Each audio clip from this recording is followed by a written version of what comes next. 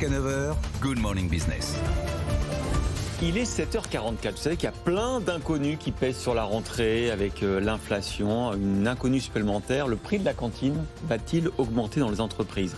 On est avec Anne-Laure Desclèves, porte-parole du syndicat national de la restauration collective, porte-parole également directrice de la communication d'Elior Group. Bonjour Anne-Laure, merci d'être avec nous. Alors déjà on commence par cette question-là. Est-ce qu'on va payer plus cher à la cantine? Bonjour à tous. Oui, le prix de la cantine, il augmente. Il augmente pour les parents et en reste scolaire, et puis il augmente également pour les convives qui ont la chance de déjeuner et d'avoir une restauration d'entreprise. Pourquoi il augmente et on en est évidemment désolé, mais c'est parce que le prix de la fourniture alimentaire, elle augmente. On a en tête à peu près que l'inflation en France, elle est de 5-6% depuis le début de l'année, mais ça c'est l'inflation générale. Il se trouve que l'inflation uniquement liée aux produits alimentaires, elle augmente depuis le 1er janvier de plus de 10%. Et ça, il n'y a pas de mystère. Nous, on fait 10 millions de repas par jour, tous ensemble, entreprises de restauration collective. Et quand on fait 10 millions de repas par jour, et quand le prix de la tomate monte, on n'a pas d'autre choix que de répercuter cette hausse du prix des matières premières alimentaires. Concrètement, ça veut dire qu'aujourd'hui, dans vos négociations, alors il y a la question des restaurants d'entreprise, c'est presque plus facile d'augmenter les prix. Puis il y a la question de toute la restauration scolaire, où là, il y a des négociations à faire avec les mairies. Vous allez passer ou tenter de faire passer des hausses de combien précisément ?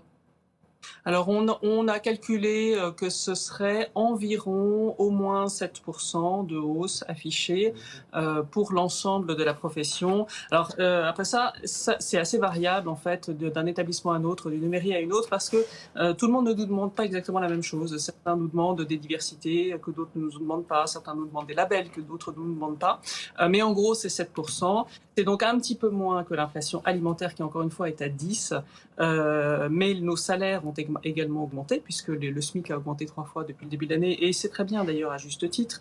Et donc forcément, on a des répercussions, nous, sur les salaires. Et donc, on ne peut pas faire autrement que d'augmenter les prix, d'autant plus que, en fait, notre secteur, c'est un secteur qui a été très fragilisé par le Covid, parce que on a dû produire pendant le Covid beaucoup de repas qui n'ont pas été consommés, et donc on n'a pas été payé pour ces repas-là. Et donc, on est un secteur qui perd de l'argent. Et personne n'en doute, d'ailleurs. Alors Desclèves, justement, quand on vous entend, vous dites on est désolé, on va faire passer des hausses de prix. Vous nous expliquez toutes les raisons pour lesquelles vous le faites à contre-cœur avec des justifications. J'entends tout ça. Dans les négociations avec les collectivités publiques, parfois ces hausses de prix vont provoquer des ruptures de contrat. Donc il va falloir repartir complètement à zéro avec les concurrents. Est-ce que là, vous avez à proposer quelque chose de différent aux collectivités, parce que vous repartez totalement à zéro? Oui, parfois c'est mieux en fait de repartir à zéro et c'est plus sain. Et donc c'est souvent à notre demande d'ailleurs que le contrat va pouvoir être rompu parce que il faut remettre les choses à plat concrètement et il faut pouvoir discuter de l'ensemble du contrat avec les collectivités. Et d'ailleurs les collectivités souvent ne sont pas celles qui demandent cette rupture de contrat. Chose qui est très simple à faire et on en appelle aujourd'hui à toute la bonne volonté des parents et des convives et des enfants et des établissements, c'est de nous aider à lutter contre le gaspillage alimentaire. Parce que le gaspillage alimentaire, ça représente 10% de pertes tous les jours. Parce que les convives ne se présentent pas. Et donc nous, on prévoit de fournir par exemple 400 ou 500 repas à la cantine de l'école du coin. Et puis en fait, il y a 10-15% des élèves qui ne sont pas là ce jour-là. Alors, il peut y avoir des enfants ou il peut y avoir des convives qui sont malades et le matin pour le soir, ça nous est tous arrivé. L'enfant se réveille. C'est le problème dans les entreprises aussi. Alors Emmanuel Rollin, moi je vais revenir aux cantines d'entreprise parce que j'ai un autre contre-argument. Laure avait un très bon. Alors Desclèves. Parce que Jean-Marc Daniel nous a rejoint sur ce plateau. Et quand je vois Jean-Marc Daniel, je pense à concurrence.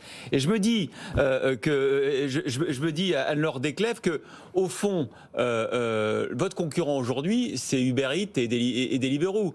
Et donc, est-ce que eux et quand on est salarié dans une entreprise, on peut aller soit à la cantine, soit se faire livrer un repas.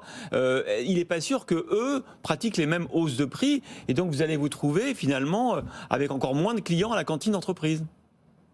Oui, on produit pas le même service, hein. Uber Eats et Deliveroo pratiquent pas du tout les mêmes prix que ceux pratiqués par les cantines d'entreprise, qui sont largement subventionnés, et qui permettent d'offrir un repas complet sur place, où on déjeune avec les collègues. Donc l'expérience, elle est pas la même.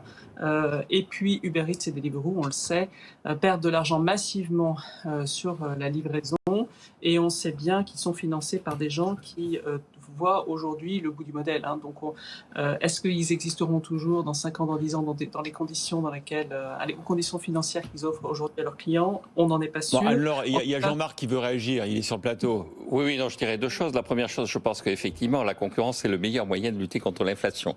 Et effectivement, la concurrence, elle va obliger... on parlait des gaspillages, on parlait des choses qui sont mal gérées et tout ça. Ça oblige effectivement à être beaucoup plus rigoureux. Et la deuxième chose, je trouve très habile la réponse, qui consiste à dire, nous ne sommes pas sur le même marché. Ouais. C'est tout l'enjeu du marketing, c'est tout l'enjeu d'une entreprise. C'est d'expliquer qu'effectivement, elle n'est pas la même chose que la concurrence. C'est pour ça qu'elle peut se permettre, elle, de facturer plus cher que la concurrence. Pas plus cher ou moins cher, parce que c'est vrai que quand on mange à la cantine d'entreprise, on est subventionné notamment par l'entreprise. Absolument. Et donc on mange moins cher, Anne-Laure Desclèves, hein. C'est ça, et puis on bénéficie de tarifs, de taxes préférentielles. Voilà. Mais si vous avez raison, Jean-Marc, c'est bien la concurrence qui nous fait avancer, et c'est la concurrence qui nous permet qui nous incite avec les entreprises à revoir et à sortir de l'offre alimentaire de 12h30 à 14h et d'essayer d'offrir des choses plus larges, plus complètes, parfois du matin jusqu'au soir, d'offrir des espaces de vie. Mais encore une fois, ça restera notre métier, il va rester fondamentalement là, c'est-à-dire que dans 5 ans, dans 10 ans, dans 20 ans, dans 30 ans, il faudra quand même nourrir massivement les populations et les nourrir bien, avec des repas qui sont complets, qui sont équilibrés, qui sont bons. Et ça reste un métier qui est magnifique et qui est un métier dont on aura toujours besoin, parce que tout le monde ne pourra pas se payer des repas à 20 € tous les jours, c'est pas vrai. Bon, tout ça m'a donné faim. Merci Anne-Laure Desclèves, porte-parole du syndicat national de la restauration collective, d'avoir été avec nous, directrice de la communication d'Elior Group.